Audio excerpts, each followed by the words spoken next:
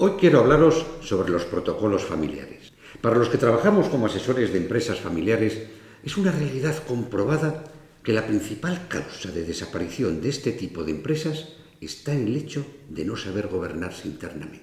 Gobernar una empresa no es lo mismo que gobernar una familia, y menos aún es lo mismo gobernar conjuntamente ambas, familias y empresas.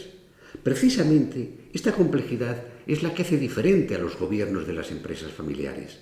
Y ahí, que como familia empresaria, hemos de plantearnos pronto la siguiente pregunta. ¿Cuáles serían las primeras reflexiones que sobre normativas de gobierno deberíamos hacernos?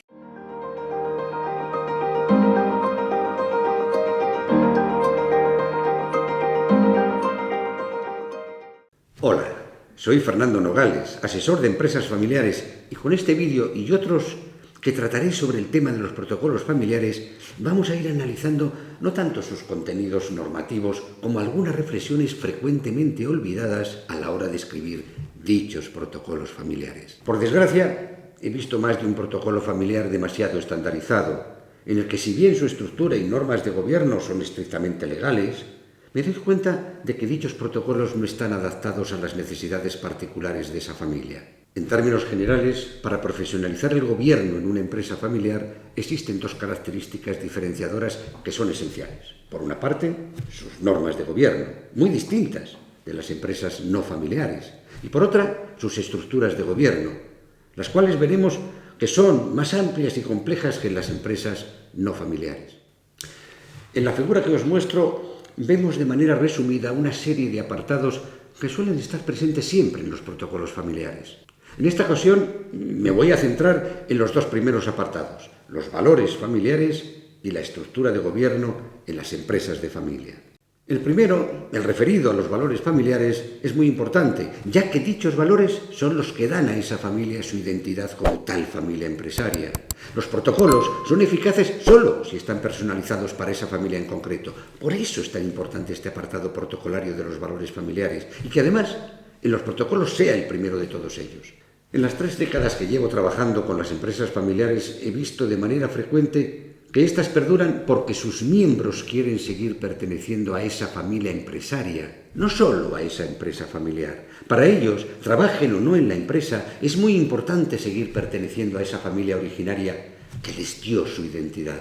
Por todo ello, es importantísimo dejar claro en los protocolos familiares los valores que diferencian a esa familia empresaria del resto, ya que a diferencia de las empresas no familiares, los valores de las empresas familiares son los valores de sus familias empresarias. Hay que recordar que los conceptos de misión, visión y valores difundidos permanentemente en las empresas no familiares, sin embargo, en las empresas familiares, al ser los valores de la empresa los propios de la familia, tienden a darse por supuestos. De ahí que no se crea necesario transmitirlos. Tras su error. Todos conocemos empresas no familiares cómo sus áreas de recursos humanos se preocupan de transmitir constantemente sus valores corporativos. Saben que los valores son la base de toda cultura familiar y esta ha de transmitirse adecuadamente. ¿Tenemos políticas y departamentos similares en nuestras empresas familiares? Si bien es cierto que cada familia empresaria es única, es frecuente encontrar en ellas algunos valores familiares tales como la cohesión familiar, la tolerancia y el apoyo recíproco, la solidaridad intergeneracional y algunos otros. Del mismo modo, pero en lo referente a los valores de la empresa, las familias empresarias suelen presentar valores tales como la atención personalizada, la fidelización de trabajadores y clientes, la solidez económica, la estabilidad directiva, la viabilidad de la empresa en el largo plazo, entre otros. Pero sean estos los valores de esa familia empresaria o similares, la pregunta del millón es: ¿en nuestra empresa familiar estamos educando a nuestros hijos y trabajadores en nuestros valores o los están educando otros con los suyos? No es un capricho que en los protocolos familiares el apartado valores en la familia empresaria sea el primero. Lo son porque esa familia les ha permitido llegar a ser una empresa familiar y gracias a esos valores diferenciarse entre la competencia. Y ya sabemos que no transmitirlos adecuadamente desde la primera generación es suicida para esa empresa familiar. Al igual que también sabemos que desgraciadamente esos suicidios de empresas familiares se materializan mayoritariamente en las segundas generaciones al no haber sabido transmitirles dichos valores. Un empresario familiar con unos valores claros, puede llevar al éxito a su empresa familiar durante la generación fundadora. Pero si no ha sabido transmitirlos eficazmente, difícilmente esa cultura familiar se prolongará más allá de su generación. De ahí la importancia de escribir los protocolos familiares a partir de la primera generación. Todo fundador es un empresario que supo crear una empresa, pero si en paralelo con sus valores no supo crear una familia empresaria, su labor como empresario familiar habrá fracasado. Desgraciadamente, en la práctica conocemos más de un ejemplo. Por tanto, comprometerse en un protocolo familiar con unos valores familiares claros implica planificar eficazmente la transmisión de esos valores, tanto a los miembros familiares como a los empleados. Y por transmitirlos me refiero a marcar objetivos, planes de formación, presupuestos, responsables de dicha transmisión, entre otros, como hacen las empresas no familiares, y todo lo cual debe de reflejarse en el protocolo familiar. Respecto al segundo apartado del protocolo familiar, el referido a los acuerdos sobre la estructura de gobierno y sus normas de funcionamiento, como ya indicamos al comienzo, en las empresas familiares dicha estructura de gobierno es más extensa y compleja que la existente en la empresa no familiar. En esta segunda figura sobre la estructura de gobierno en una empresa familiar, y que he dibujado con un fin pedagógico, se muestran los dos ámbitos de gobierno y sus distintos niveles de decisión. Obviamente, esta complejidad no existe en las no familiares. Una primera reflexión que siempre hago cuando enseño esta figura en mis cursos de formación es que, por la razón que sea, cuando el triángulo de abajo, los conflictos se hacen irresolubles, el triángulo de arriba se cae. Y con ello, es empresa familiar.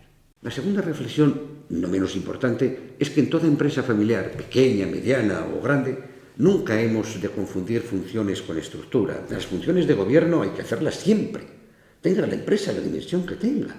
Cuando el fundador crea su empresa, él se ve obligado a tener que hacer todas las funciones directivas, pero en ese origen no necesita estructura alguna de gobierno. La estructura la creará en la medida que la dimensión de la empresa lo aconseje, y entonces habrá una gerencia, un consejo de administración, una junta de accionistas. Quiero añadir una tercera reflexión crucial para las empresas familiares, ya que en la mayor parte de ellas, sobre todo pymes, los miembros familiares de manera repetida suelen estar presentes en todos los niveles de gobierno. Y ante ello creo que hemos de preguntarnos si las mismas personas están en todos los niveles de gobierno, ¿realmente se puede hablar de estructura de gobierno? Si hablamos de estructura de gobierno en un protocolo familiar, hemos de definir con toda claridad las funciones de cada uno de esos niveles de decisión, los criterios para formar parte de los mismos, los perfiles profesionales de sus componentes y la permanencia en esas responsabilidades.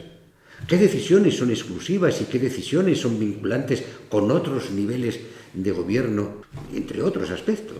Y no olvidemos algo muy importante. La estructura de gobierno en las empresas familiares no está solamente para realizar sus respectivas funciones. Algunos de sus niveles, casos, por ejemplo, como el Consejo de Administración y el Consejo de Familia, también tienen una función profesionalizadora para todos los miembros de la familia, según su implicación en la empresa. Y este cometido es buenísimo que figure en los protocolos familiares. Llegados hasta aquí, si tuviera que concluir con una reflexión final, diría que un protocolo familiar que no sirve para desarrollar y transmitir el concepto de familia que se quiere ser y el modelo de gobierno que se quiere tener, difícilmente ese protocolo será de ayuda para la continuidad futura de esa empresa familiar. En cualquier caso, si tienes alguna duda o pregunta de carácter general, puedes dejarla en la caja de comentarios. Y si es más particular, no dudes en ponerte en contacto conmigo a través de mi correo que tienes en la descripción. Seguiremos hablando del resto de los acuerdos protocolarios en los próximos vídeos. Un saludo y hasta pronto.